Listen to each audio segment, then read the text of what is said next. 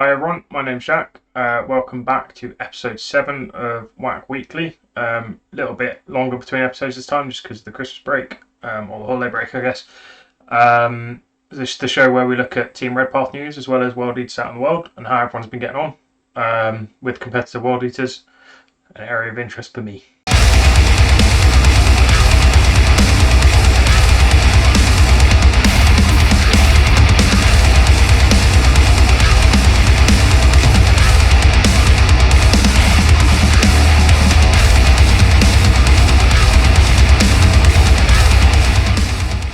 Okay, cool.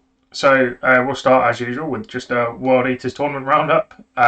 So there were 44 games over the holiday period, although 41 of them were this weekend just gone. So 7th of January was the Saturday, which is kind of to be expected because who's really playing Christmas? Who's playing tournaments over Christmas? So these included 4 GT performances with 2 1 and 4s, 1, 2 and 3, and a 3 and 2. So Liam Worswick at of Toys of Mass Destruction at the Twisted Warp GT. There were 8 RTTs, so 1 0 and 3, 5 1 and 2s, 1 2 and 1, which was Alastair MacNicol, and 1 3 and 0, who was Shayne Mitchell. So that means there was an overall win rate from last weekend of 38.64%. Still languishing a bit. We'll get there. And I mean, the new codex is now expected to be about a month away, so we'll see that rise, I have no doubt.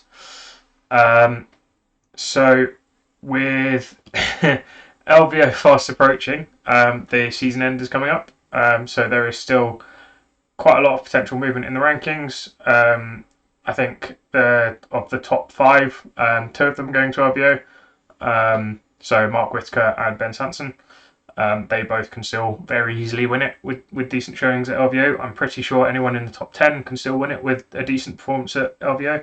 So that is things to look out for in the coming weeks, I think. So in terms of World Eaters doing well in tournaments around the world, this weekend just gone, I mentioned Liam, who went 3 and 2 at the Twisted Warp 2 GT near Northampton in the UK.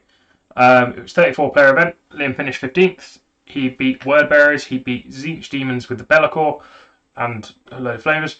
And he beat Iron Warriors as well. He went down to some tough matchups against Towlist, a guy I played actually, and pre-nerf Harlequins, run by Dom Maidlow, who is a world top 50 player. So very understandable that he lost to him. Pretty interesting list. The usual Abaddon, Dark Apostle with Violent Urgency, just to give, I guess, the Terminator Brick a bit of a boost in movement. Cultists, 4x5 Berserkers, Rune Butcher Block with a Chain Fist on the champion, just to give some extra anti-vehicle if volume of attacks didn't get the job done. 5 Possess for a bit of mobility, Venom Crawler for some more mobility and some damage too, Warp Talons potentially for some Alpha Strike potential, and obviously a lot more mobility. A Land Raider, I'm imagining as a springboard for his Berserkers, and a Rhino for the same purpose. Aside from perhaps the Warp Talons and the Venom Crawler, fairly standard like framework there. The Land Raider's cool. Be interesting to see if people keep using them without Armour of Contempt now. Toughness 9 is quite nice. The other thing, obviously, is with Armour of Contempt going away, and Terminators going up in points, and Abaddon going up in points, whether this list archetype is potentially going to die. I mean, obviously, this meta is only going to last for a month until we get our new book, but it'd be interesting to see what people pivot to. I know people have been doing well with Possess Bombs with Rune. T5 and -1 to wound is quite tough. Obviously, you don't get the added Illusory Supplication on Possess because they're not core, but so that is quite big. So I don't know. It'll be interesting to see how people pivot with following the data slate and with the Arc's Bowman detachment opening stuff up. I think Demons, Allies, and potentially Knight Allies are a route that people might take, but as I say, be interesting to see. I've got off topic again. So Liam, 3 and 2, finished 15th of 34 in a very strong field. So well done to Liam. He's one of 5 world leaders going to Nottingham GT next week. Then Alastair MacNicol went 2-1 at the Round Table Tournament in Ontario, Canada. Finished 9th at the 20-player event, so that was really good, strong showing. And a really interesting list, actually. Quite different to Liam's, and quite different to other stuff that I've seen. So obviously it's got Abaddon as the bones. There's a nice killy Demon Prince. Zal Flames' Fight is going to be putting out a lot of damage. A Disco Lord on Hellstalker with a Bale Flamer and Gorget. So a very hard to shift and still very killy character even without buffs to his killiness. Accursed Cultists. I have some thoughts on Accursed Cultists. I'll get into them at the end at risk of being off topic again. Which is pretty solid now. And then obviously Khorne Berserkers. I think there's a typo there. No, there's not. Khorne Berserkers, which again, fairly standard, like a 7 and an 8, I think. 2 Master of Executions, excellent. Still don't really like them bare because I feel like their value comes with rerolls to hit. Like the ability to really trade up comes with it, with rerolls to hit. Otherwise, you can spike down and then it's an 80-point character that just dies. A Possessed Bomb, Icon, okay. And then Black Rune. So the reason I'm querying the Icon is just because obviously Possessed don't get the Mark of Khorne keyword, they only get the Khorne keyword, which means they don't get the extra AP that Icons give Berserkers, for example, or Chosen, sorry. So the only benefit they get is ignore and modifies to combat attrition, I think. But as I say, Possessed with Black Rune and Damnation, hard to shift, and they're fast, so it spreads out that anti-psycho bubble quite nicely as well. It means you can get up and really start disrupting their psychic phase a bit nice and early. And then some Chaos Spawn, 2 individual Chaos Spawn. Love that play. Getting in some practice for the new Codex, because I think individual Spawn are going to see a decent amount of play in the new Codex. All things in the leaks being true. Maybe. And then, really interestingly, 2 Mauler Fiends with Lash Tendrils. So, I know people like Mauler Fiends, and I really like the model for a Mauler Fiend. I have a couple unpainted at the moment, but built. And I do really like it, and I do really like the models. I do like the damage output. Like, they've got, I think it's D3 plus 3 damage fists, which is strong. Lash Tendrils have a lot of attacks. Obviously, in World Eaters, they get a lot of attacks, and the Invuln from being a demon engine is now back to being relevant. Even not strong, but relevant, with Armour Contempt going away. And 150 points is not that expensive. So it is. They are interesting.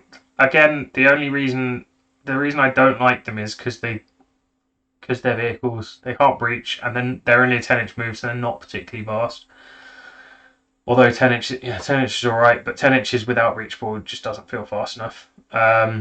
2 Rhinos to springboard the Berserkers would be my guess. Springboard the Berserkers and to springboard the Berserkers and the Master of Executions, I would assume, are in the Rhinos. Which is pretty nice, actually. I guess the Master of Executions, when you have 2 of them accompanying a squad of Berserkers, they're just like an extra threat, and maybe a semi-defensive play with the 6-inch Rorak threat as well, maybe.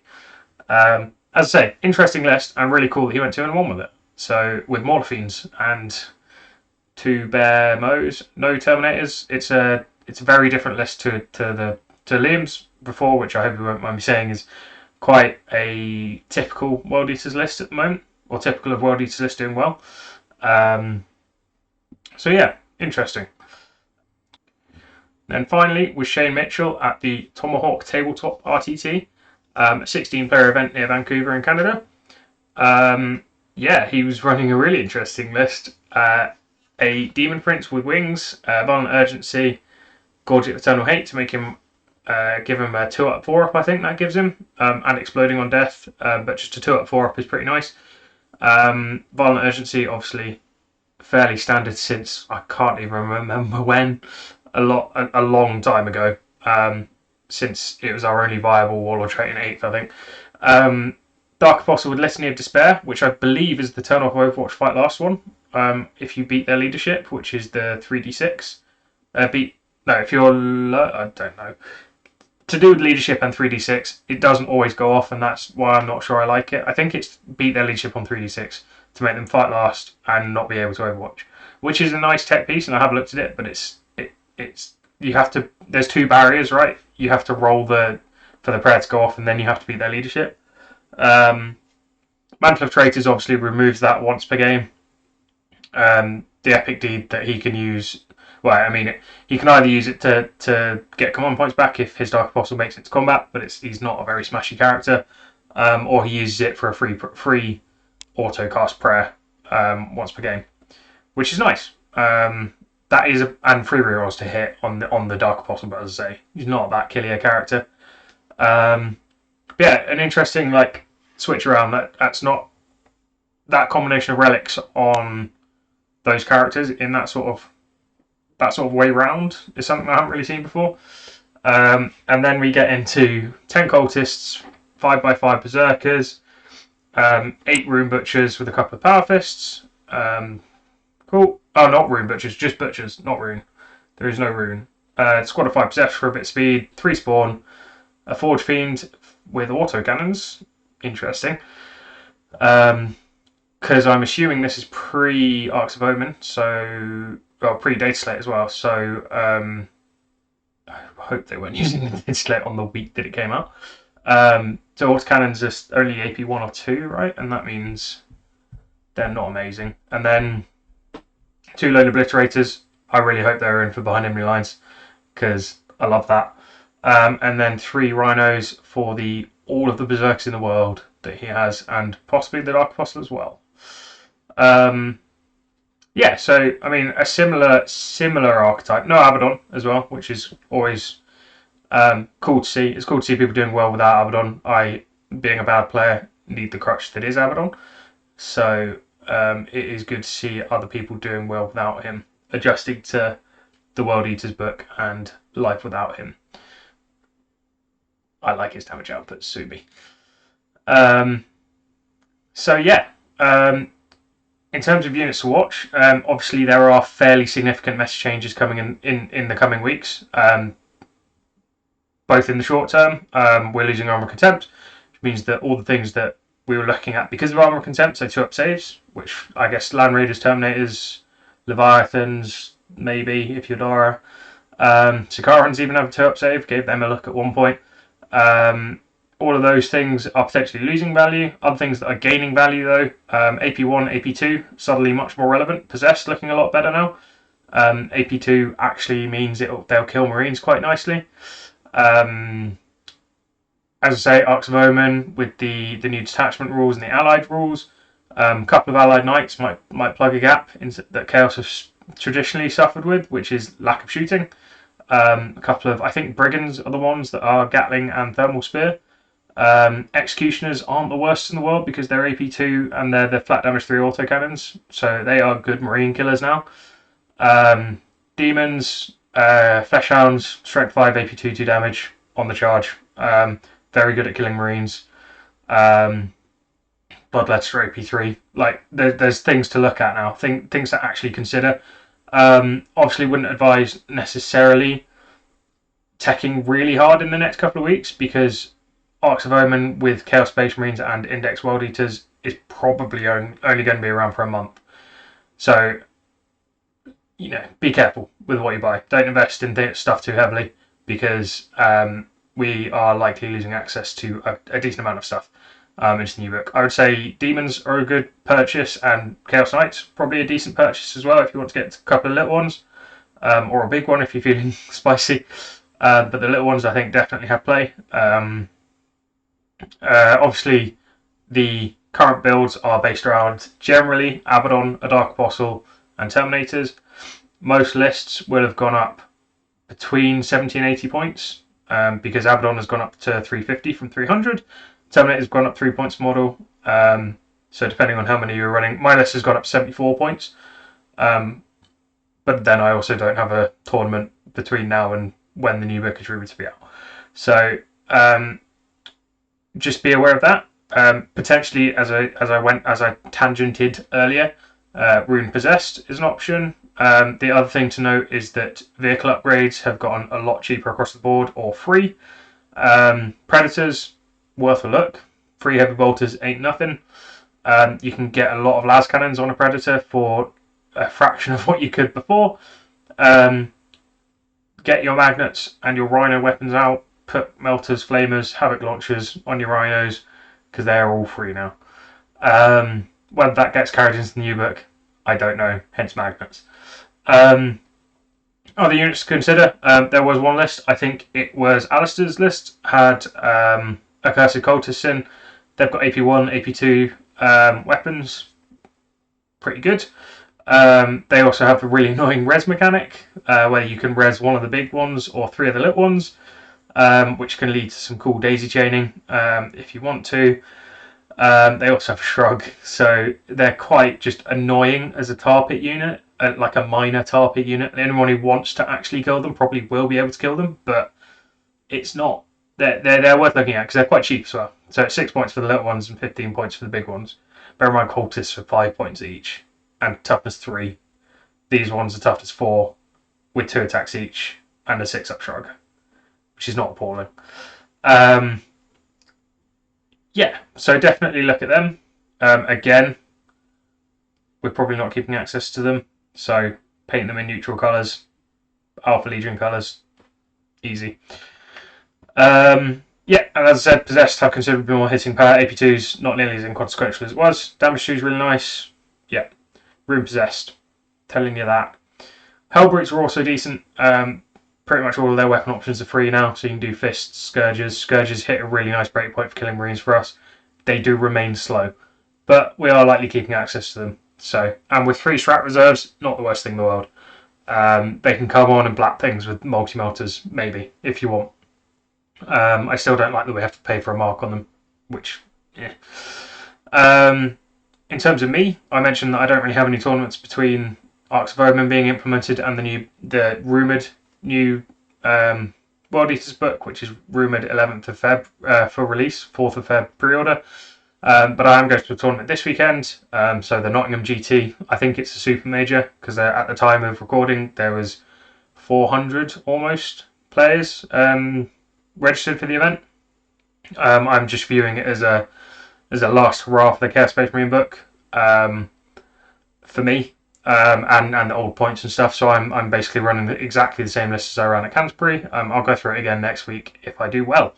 I'm going in looking to just sort of enjoy games, but if I end up going 2-1 or 3-0 in the first day, then I will definitely be going for 4-1. But I don't really have any expectations. I think I'm going for fun. And then finally, just looking at the Great Game, see how much stuff has shifted over Christmas. Not very much. So World Eaters are 191 players with registered scores around the world. Hoping we may hit 200 next week, but we'll see. Emperor's Children are at 243, Thousand Suns are at 1152, and Death Guard are remaining in the lead at 1324. As I say, just a little bit of tracking to see how much the World Eaters Codex impacts our player base, because I think that would be cool to track.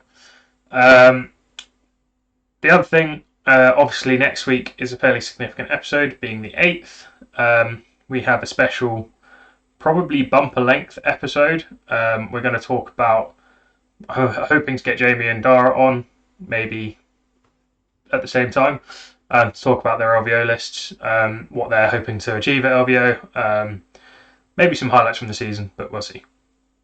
If you haven't yet, join the Discord, like, subscribe, all of that stuff. Tell me how bad my mic is. Yeah, join the Discord. The discussion is ongoing every day about the new codex, speculating lists, all of that stuff. So if you're interested in World Eaters, the Red Path Discord is the best place to be, I think. And with that, I guess, stay healthy, stay safe, and kill main burn.